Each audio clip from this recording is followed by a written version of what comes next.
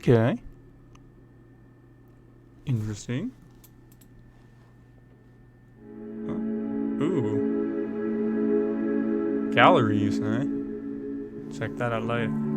Hello everybody, my name is Boxcar the Fox, and welcome to Dawn Chorus. I found this game on itch.io. Okay, before I do anything else. Where are the settings? I gotta get this music.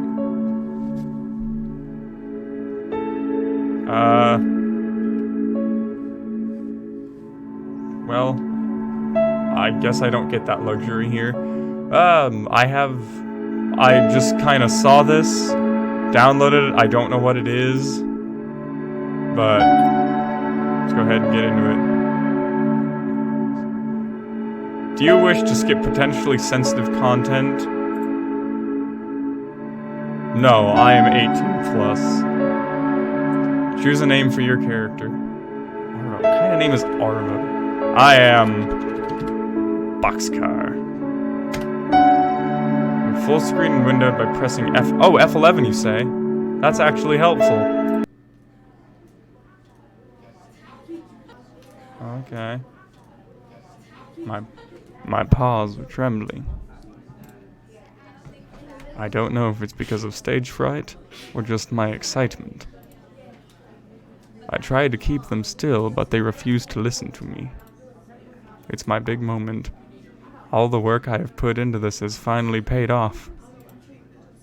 Okay, deep breaths now. In. And out. In. Oh god, he didn't tell me to exhale. My name echoes from the speakers. I get up from my seat and start walking towards the stage. The speaker continues his speech, but the applause drowns him out. I feel so light, as if I was walking not on a red carpet, but on clouds. I walk onto the stage, and the speaker passes the award to me, shaking my paw and congratulating me, but I can't hear his words. I grab the award with a wide grin on my face, and look at all the people cheering for me. Winner of Nordic Nature Photo Prize, the most prestigious nature photo competition in the whole Scandinavia. My parents are sitting in the first row. I can tell how happy they are by the look on their faces. Good. My chest is bursting with pride, and for a moment I'm afraid I might tear up. Behind them are my fellow students and some of my friends. There's Miko waving to me, Sten sitting next to him, and a figure next to him stands up, giving me a thumbs up. It's Rune, but shirtless. Actually, is he wearing a jockstrap? What? He quickly makes his way to the stage, climbing onto it and grabs my paw.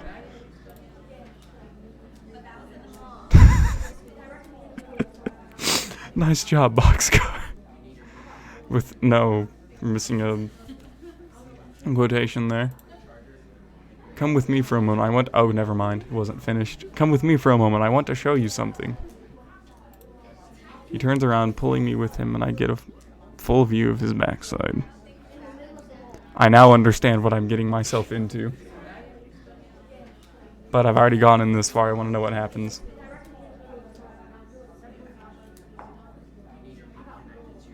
Oh. Blushing, I can't help but think at how hot he is. Wow, this is weird. Finally reach some door, which Rune opens and pulls me in after him. It's almost completely dark inside the room we entered. It's hard to say even how big it is.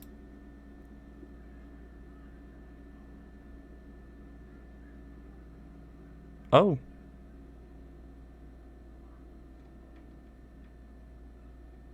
Okay. He catches me completely off guard, and I just stand there rooted to the spot. Oh god. His tongue glides past my lips and brushes against mine.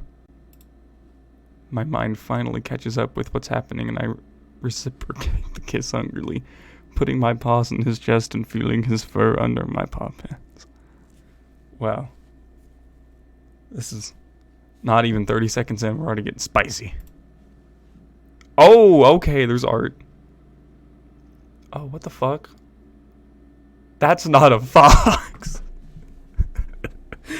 I do believe that's a tiger, which oddly looks a lot like fucking Elvis. I guess. Rue breaks the kiss and leans in further, putting his snout to my neck. His hot breath tickles my skin, but leaning on the wall behind me, I try to stay still.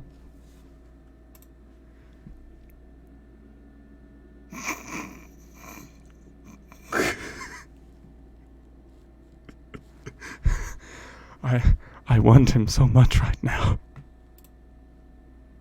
Oh, losing the shirts. Shirts off. He unbuttons my shirt and takes this off me, letting it fall to the floor. Can you imagine the people in the audience watching, like some fucking buff deer in a jockstrap runs up, grabs whoever's on stage and fucking takes them off? They're probably like, what the fuck? I mean, they probably know damn well what's happening, but it's just like, oh shit. His parents are probably like, jaws dropped to the floor. He unbuttons my shirt and takes it off, letting it fall to the floor. My paws run along his sides, feeling the strong muscles underneath the thick fur. Damn. He's big.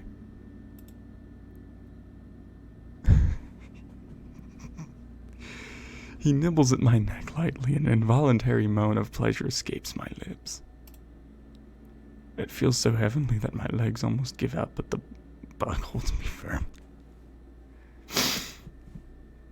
I swear I better get some light. This better be good content. Giving my neck another nibble, he then... Oh.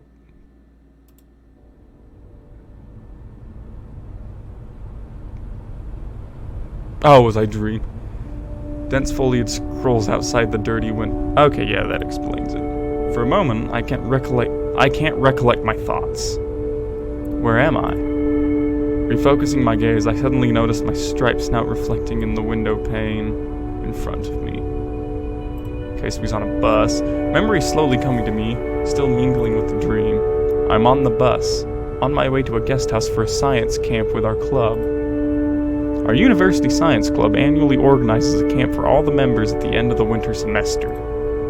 As a freshman, I'll be on this trip for the first time, and I'm pretty excited for it. This year, we will be staying at a guest house up north. If we're lucky, maybe we'll even get to see the northern lights. That would be fucking sick.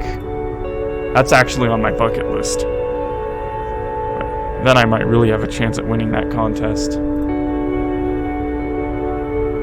I close my eyes again, and the image of Rune and his jockstrap comes back to me vividly, together with the details of the dream. My cheeks immediately start feeling hot. I must be blushing so hard right now. It's a shame the dream has ended, though. Yeah, well, happens to the best of them. I try to focus on it, but it's getting more and more blurry, like a surface of a lake distorted by rippling waves. Eventually, I open my eyes, sighing and staring out the window at the mountainous landscape. And then I remember that Rune is just sitting behind. Oh! If my cheeks were flushed before, now they have to be completely red. Hey, Boxcar, you're finally awake.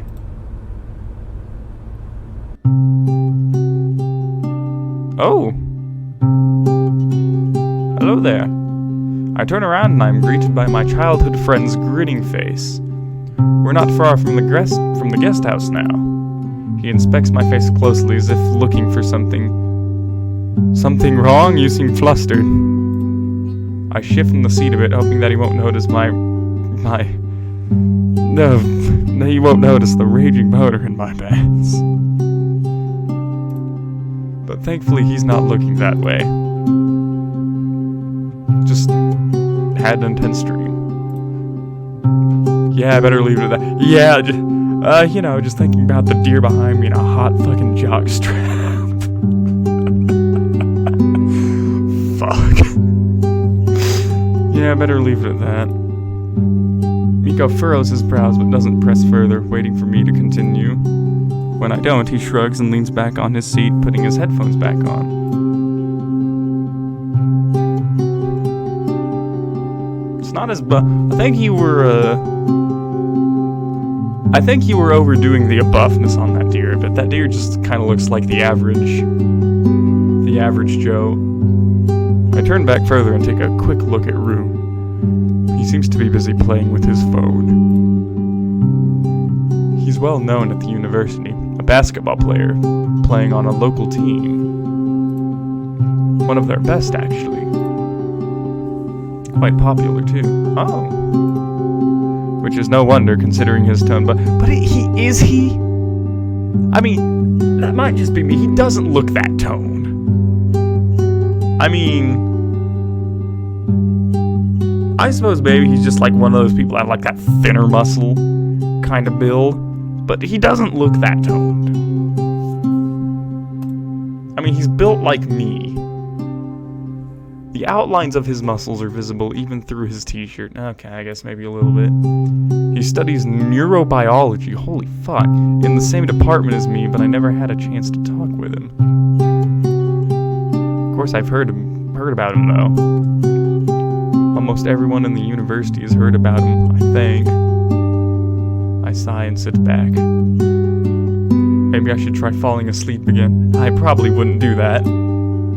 A quick glance at my watch tells me it's almost 1,300 hours already, which is 1, so we really should be close to the guest house now. No point in that now, then.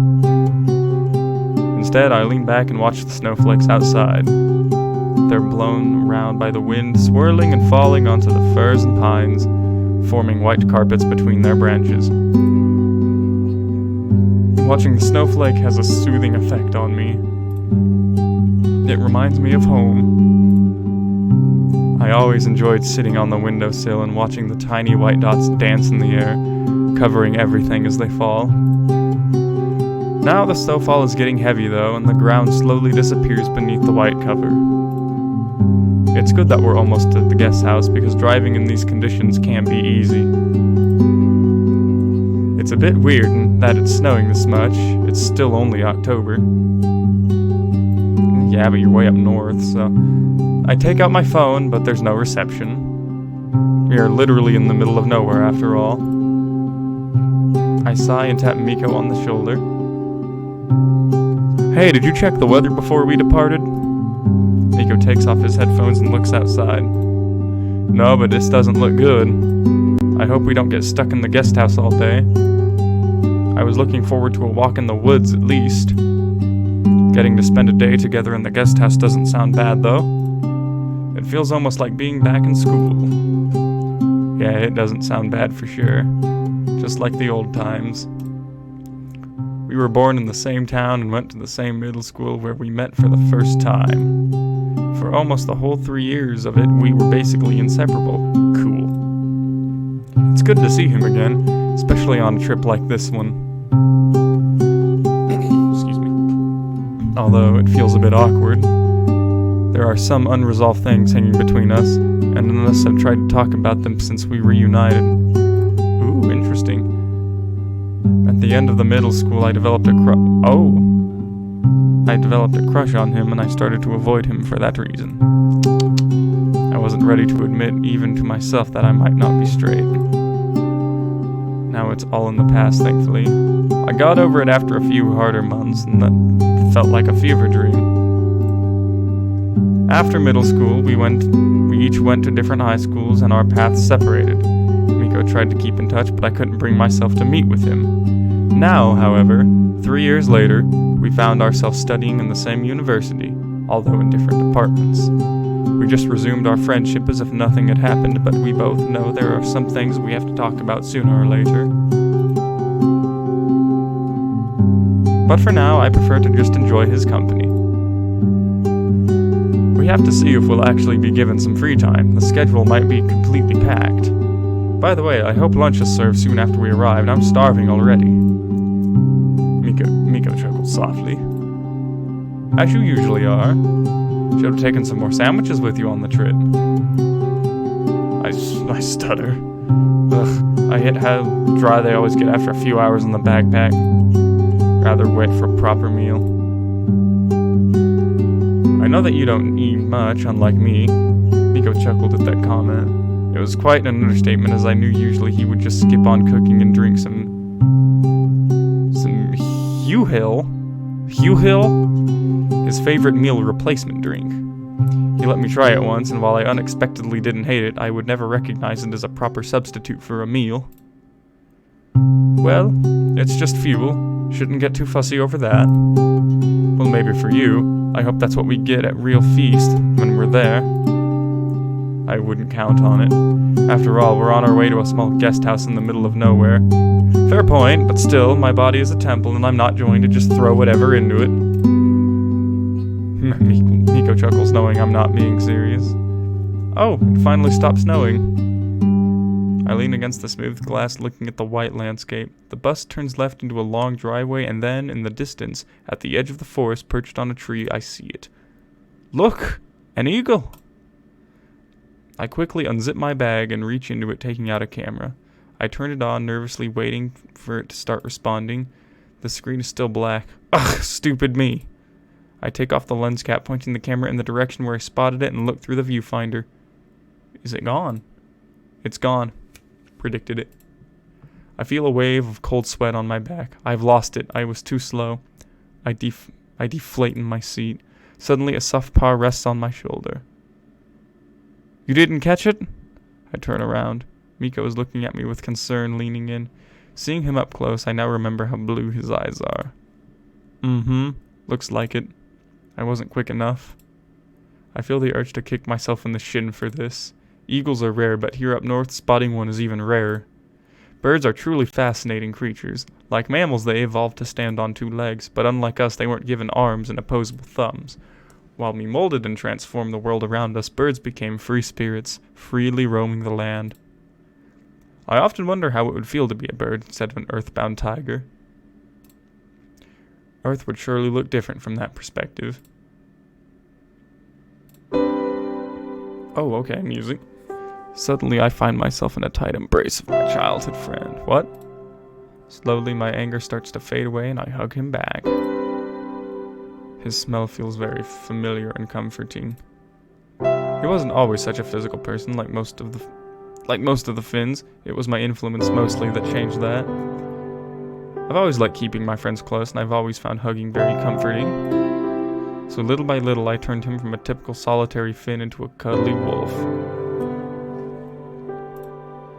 Now, I am the first one to push back, though, breaking the hug. I really missed him. Although, how on earth did you want to get a good shot through the bus window?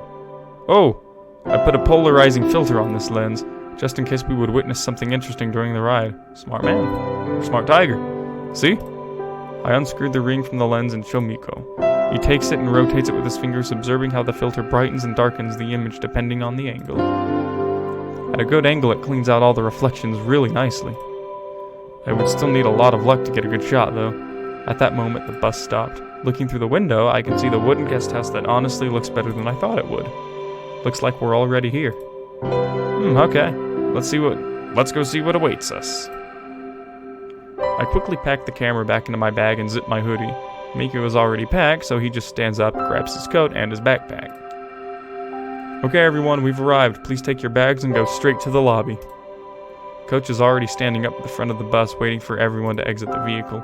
He, alongside a biology professor and a physics faculty member, is here to oversee us during the trip. Even though he's my coach, I don't know much about him, only that he's quite young for a teacher and that he's not from Norway. Okay, so they're in Norway. Physical education was never my forte, though, and I think I skipped most of the classes so far. Yeah, I don't think he likes me very much. If he even knows who I am. I grab my coat and put it on, hopping outside after the wolf.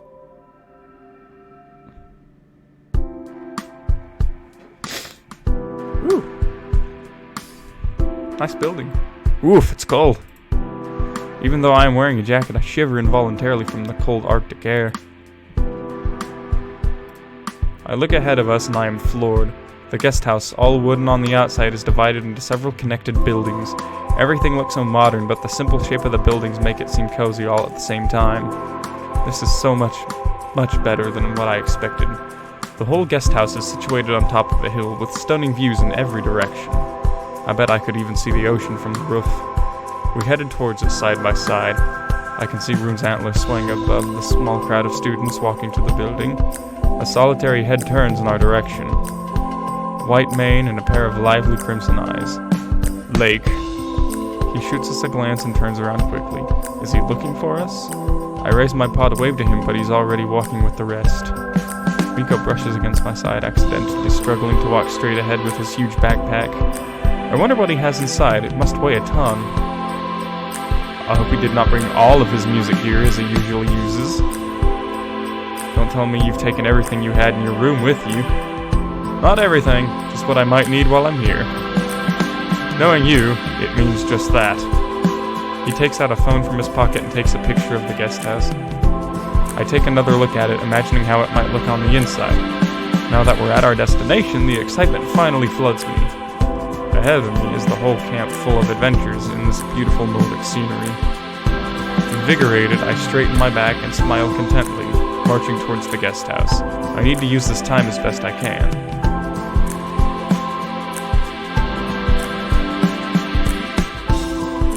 Oh, is that it? Oh, day 1. Interesting. Oh yeah, I forget I gotta click. Oh, what the? Boxcar, here is your key. That's a cat. Thank you, Professor. I mumble and take the key with the number 17 written on the tag, briskly returning to Miko. We were given a choice between single and double rooms, and there were less students than all available beds, and we had rented the whole guest house. I decided to get my own room. Miko wanted to take a double room with me, and I even considered it. But in the end, I like having a place I can retreat to just by myself. And I don't feel ready to share a room with him yet. Room number 17. Which one do you have? I got room number 3. Maybe it's not too far from yours. Miko also got his own room, mostly because he doesn't know anyone here well enough except me. Well, let's say he's not very good at meeting new people. We're already late because of the heavy snowfall, so we just have to make it quick. Everyone who has a key, please go to your rooms, unpack, and be in the cafeteria in 20 minutes. It's behind the door at the end of this corridor. We split from the rest and going through the corridor leading to the rooms with our luggage. Room number 3 is simply the third one on the right. Excuse me. Okay, see you in a while. He gives me a wide smile and disappears into his room, closing the door after him. He seems truly happy for the camp. I haven't seen him this cheerful in, well, maybe ever. I continue down the single-loaded corridor alone, counting the rooms. 4, 5, 6, 7, 8, 9, 10, 11. I must be upstairs then. Even better for me, I'll have better views. Turning around to get back to the staircase, I bump into a lion in a flannel shirt holding a coat in his paw. Lake. Again. Oh, whoa. Oh, sorry. I didn't mean to walk into you. He takes a step back, smiling timidly. It's okay. I should be more careful. I did not hear you at all. No, it's my fault. I didn't mean to sneak on you. The carpets here are really thick. This whole place is so nice. Looks pretty fancy. There's just so much wood in here. I chuckle. Although he seems timid at first, this lion can be pretty intense. So much nicer than my home. I'm really excited to be here, and I can't wait to see my room. I hope it's as fancy as the rest of this place. Yeah, really intense. We just arrived and he's already bursting with energy. Oh shit, I'm a little too mellow for this character. Yeah, I like it here too. It's really cozy. Hey, maybe go see your room then? We don't have much time before lunch. I'd better get going too. Oh, sure, yeah, that's a good idea. See you later, Boxcar. He seems taken aback a little. I can definitely sense that he wanted to ask me something else. But now is not the time for that. Yeah, see you, Lake. Ugh, why did I pack so much? Cursing myself in my head as I carry my unreasonably heavy bag in both paws. I need to learn to pack only the stuff I really need, and it would be better sometime soon. This time it's my turn to bump into someone. Is that a bear? Oh, hello there. Ah, sorry. I wasn't paying attention to where I'm going. I packed a bit too much and now I have to carry this all upstairs. Don't worry. Here, let me help you. Yeah, the bear laughs loudly and takes my bag from me, carrying it upstairs with ease. Oh, that's a very fortunate turn of events for me. I thought those stairs would be a death for me. Okay, where to? Room number 17. Should be right around here. We find my room easily. I turn the key inside and lock and open the door. Okay, here you are. I gladly stay and talk some more, but I need to go fetch the rest of my stuff. Sorry. The bear drops the bag at the door and turns to leave. Hey, thanks for the help. No problem. Glad I could help you. Should have asked his name, man. I grabbed my bag and that's when it hits me. I didn't even introduce myself. Yeah, you gotta introduce yourself. Gotta get to know everyone here. Hey, what's your name? The bear is already gone, though. Ah, great. I sigh and enter the room, closing the door behind me. Neat. It's the first word that pops into my head when I look around it. The room is not big, but it doesn't feel cramped for sure. If anything, I'm amazed at how well the space was used. The walls here are also wooden, with one tasteful painting hanging above the bed for decoration. The bed, covered in a colorful patchwork, is big enough for at least 2 people. There is also a small wardrobe, a desk, and a chair. They're all minimalistic in style, fitting well with the room. A thick carpet covers the wooden floor. The colors remind me of a meadow or a sunset sky, an ever-changing tapestry of vibrant colors and cloudy white. Oh, I'm going to love staying here. It feels like home while simultaneously being better than any home I've ever had. I drop my bag on the floor, open it, and take out my instant camera. It's only for special occasions, but this is certainly one. I take off my coat and drop it onto the bag. I'll put it in the wardrobe in a moment, but first things first. Time for a photo to mark the occasion. I walk across the room to the window and take a look outside. Ooh. The guest house is surrounded by a forest, but from here I can see a few lakes and clearings between the trees. In the distance, some hills hide beneath thick layers of fog. Soft white fluff is covering everything in sight, and it's starting to snow again. A cap of gray clouds hangs heavy above the land, casting shadows over everything. I love this kind of weather. There is something mysterious in dark days like today, as if the earth is covering itself in snow and shade to hide its secrets from our eyes. The snowflakes dance in the air before my eyes, blowing around by the wind, blind and silent. I must have been subconsciously thinking about lakes since he bumped into me, because for some reason I started imagining how he would look with snowflakes in his mane. Also, what kind of fucking name is Lake? Like, who names their kid Lake? I mean, I'm sure someone has, but, I mean, come on. Standing outside and looking at the sky with its big dreamy eyes, wide open, all while the snow falls down and sets on his snout. Oh, here we go. This doesn't really fit him, though. He'd probably run around catching falling snowflakes instead. I shake those thoughts off, refocusing on the imagined scene to the view in front of me. I wish I could see some wildlife, but I probably won't in this weather. I could spend the whole day just looking at the landscape, though. I open the window, and the cold wind pushes in, ruffling my fur. It smells of pines and earth. Ooh. I turn on the camera and lean on the windowsill, creating a bipod with my arms. A quick look into the viewfinder to find the right frame.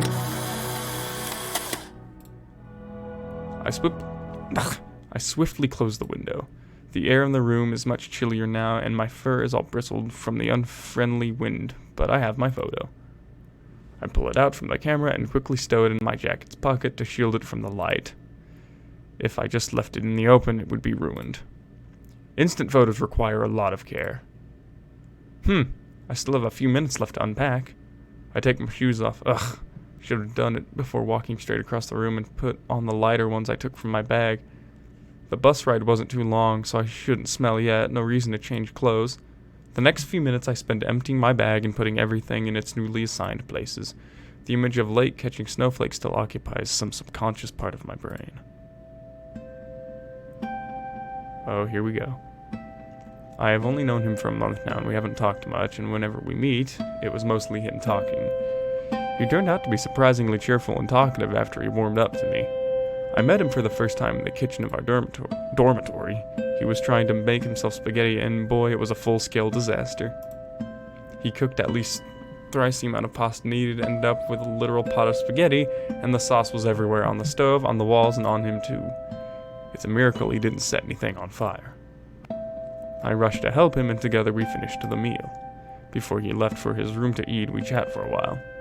It turned out that he moved here from a small town in Finland, wanting to escape out to a bigger city just like me. He lives in the same dorm on the same floor as me. And he is also a freshman, but he's studying in a different department. We have a lot in common, but not our personalities. While I was busy studying, he was usually slacking off or looking for something fun to do. I was bumping into him regularly, but I rarely had time to go anywhere with him. Maybe now I was fine. Maybe now I will finally have some time to get to know him better. That's what this camp is also for, after all.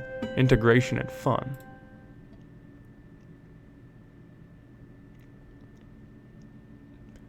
I'm done just before 20 minutes have passed.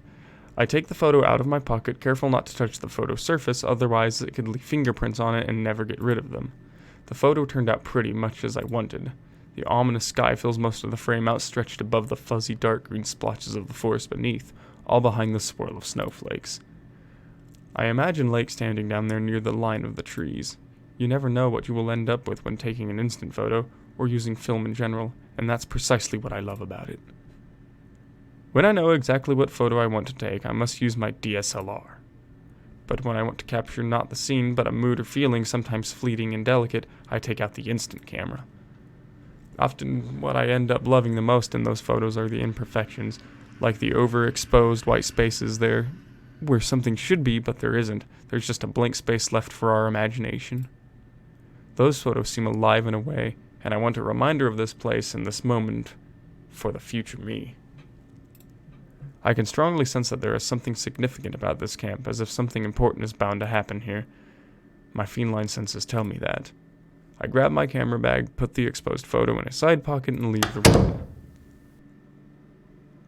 Okay, and I think I'm going to go ahead and leave it there. I think I've been probably going long enough now. So, this is definitely not what I thought I was downloading. I mean, I didn't know what I expected to download, but this is not what I expected to download. But I guess it's already going. So, thank you everybody for watching. If you want me to continue doing this, let me know, and I will. And I mean, if you want to check out some of the other stuff I've done, some other games I've played, feel free to do that. And with all that being said and done, stay foxy and take care.